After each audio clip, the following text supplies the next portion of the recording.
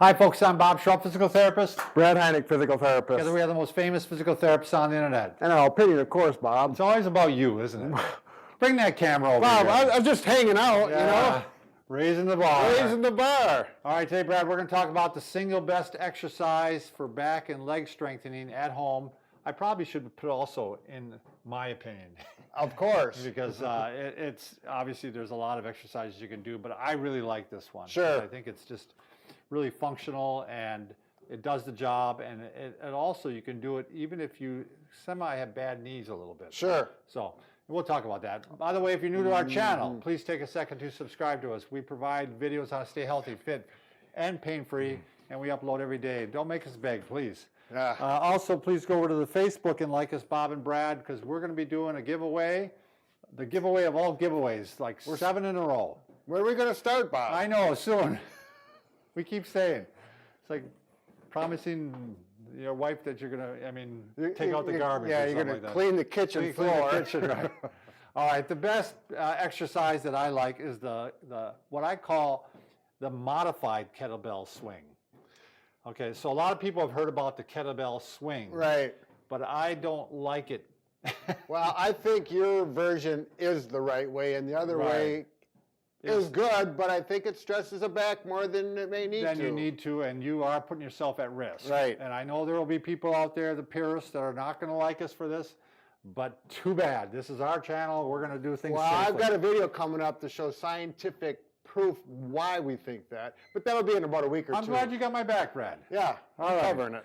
So a kettlebell swing, the way they teach it, the way other people teach it, is you start with the kettlebell between the legs, and you bend down like this, and the starting position or the ending position is going to be, well, I should say the starting position is like this.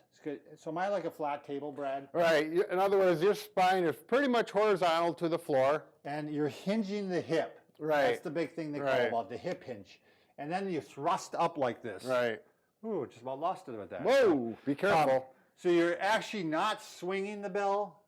You're not swinging it like this. Right. You're actually using your hips to thrust up like this. So you're getting your hips, your lower back, your core, the center part of your body, those hamstrings, the quad, all these big muscle groups are working. It's a great exercise. It's a great exercise, and it's also very functional because when you go to lift something, this is the muscles you're going to be using, and it's going to teach you the proper form to lift even. Right. So one thing, do you want to show, Brad? Like if with my version, what we're doing is we're not hinging the hip as much. We're not going way down like this. Right. We're staying like this. Right. So actually, there we go. So I'm trying to keep the back straight, and I'm never going down like this. I'm not hinging the hip. I'm just kind of squatting. So it's more like a squat. It's a kettlebell squat swing. Sure.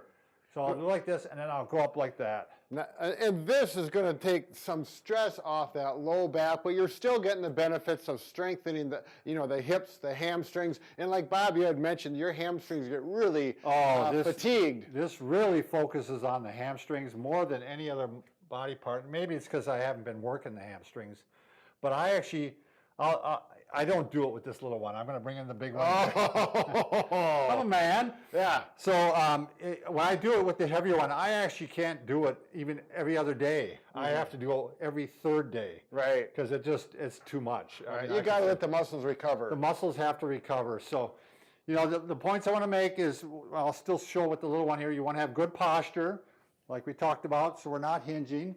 What else? Regular hip hinge, we don't like that.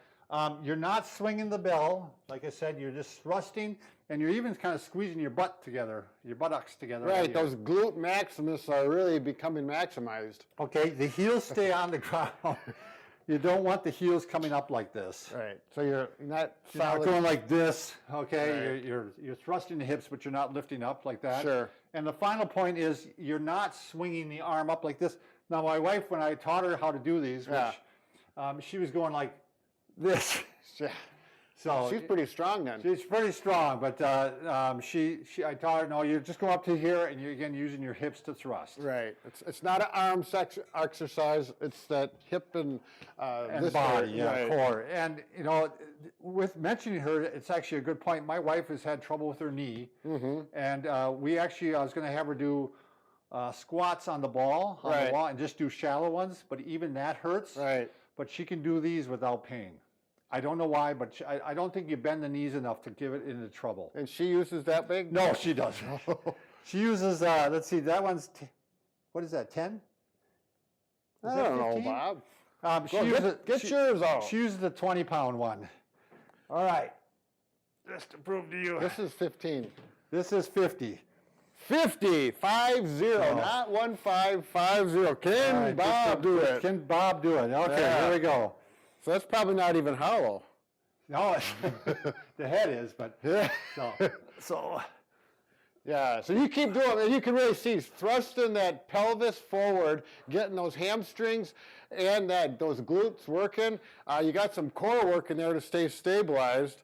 And so, and your quad, you feel your quads working with that, Oh, yeah, Bob. you get the quads, so but you got not the as much quads, not as much as the hamstrings.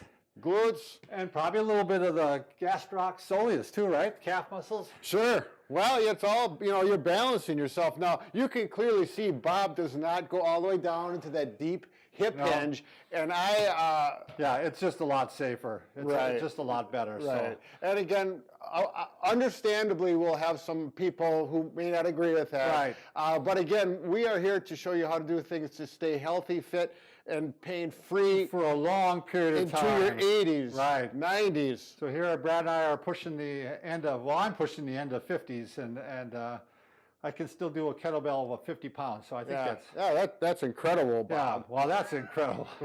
All right. Thanks, everybody, for watching. Enjoy.